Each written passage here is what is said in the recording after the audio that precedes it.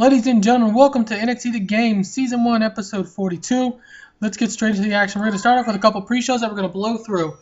In the extremely short pre-show match, Jason Jordan defeating Ty Dillinger with a corner splash.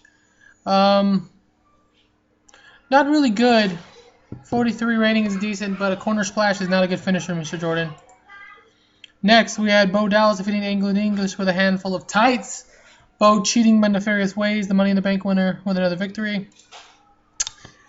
And Portia Perez defeated Blue Pants with sweet Portia music. Alright, let's get straight into the regular show. Actually, wait, one more pre-show match, excuse me. And about that, I saw it in action, but no heat. Hype Bro defeated Mechanics and Mojo. Rally defeated Bash Baller by pinfall with a running season senton. Alright, now we're getting right in to NXT. The camera finds before the show starts. Shawn X-Pac Waltman talking to Apollo Crews in the back. Apollo has a smile on his face. We're going to have multiple segments throughout the night hyping which member of the Kliq is going to choose which wrestler to represent them in the four-way respect match at NXT TakeOver Respect. The camera now rolls and shows Renee Young, Tom Phelps, and Corey Graves welcoming the NXT fans to the show. Didn't get really deep into the pre-show with Renee, Tom, and Corey tonight because tonight's going to be a night of pre-booking. So the camera turns on as William Regal's in the back. Now, Mr. Regal, me and Hideo have been talking since Mojo, and given that TakeOver is built on respect, we have in mind for a one-on-one match. Well, let me hear it, boys. Well, you see me and Hideo, Hideo interrupts. To the point, Joe, me and Joe, submission match. The fans cheer. Sounds wonderful, I can't wait to see it.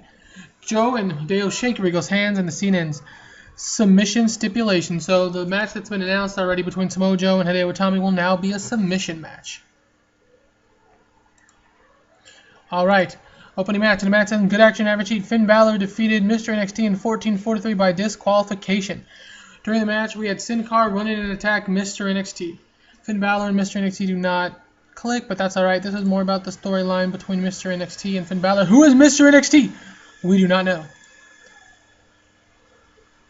That's interesting. Let me make a note real quick. Finn Balor gimmick. Alright, that's interesting. Whatever. After the match, Sin Cara is now taking it to Mr. Lucha. Excuse me, he's taking it to Mr. NXT as he had done to Sin Cara over the last few weeks. Mr. NXT straightens his mask and rolls out of the ring as the fans begin to cheer, Lucha, Lucha, Lucha, with Sin Cara as Finn Balor thanks him, then gets up and close and does it with him. That's right, visual. Finn Balor doing the Lucha Lucha. Mr. NXT, though we can't see his face, cannot be happy. Finn Balor is dreadfully still. We're going to have to change that. The camera now finds Kevin Nash talking to Baron Corbin in the back. Corbin has a file on his face and is nodding. So as you can see with Xbox talking to Cruz, the athletic guy, Kevin Nash talking to Baron Corbin, the big guy, all Kliq are searching out like-minded wrestlers. And about that, I saw it in ring action in No Way of Heat. Johnny Gargano was defeated by Chad Gable in 10 minutes with a quick cradle.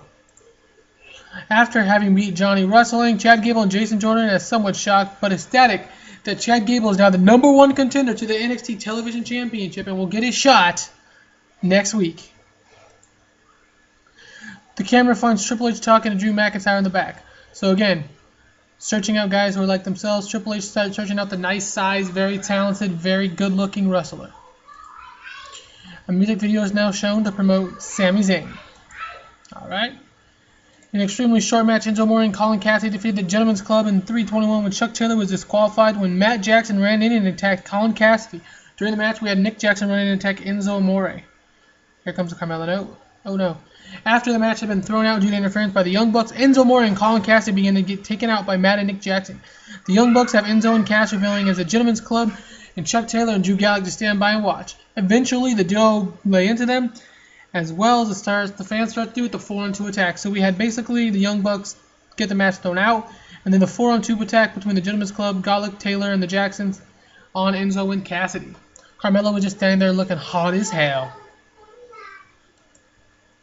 Yes, Enzo.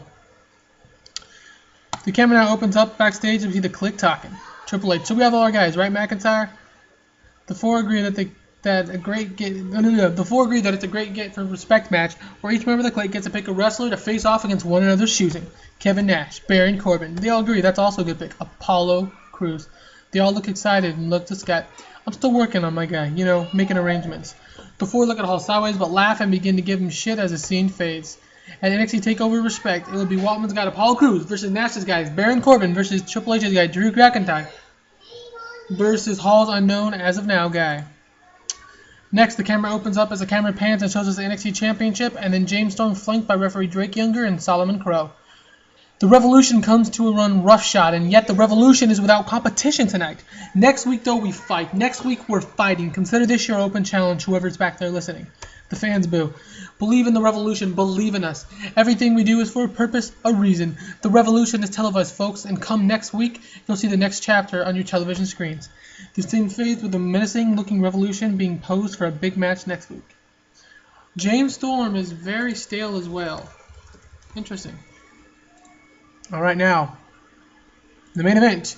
The match has some good action, average heat. Asuka, Bayley, Candice LeRae, and Carmella defeated Dana Brooke, Emma, Gail Kim, and Sasha Banks in 10 minutes when Bayley pinned Dana Brooke with the Hugplex.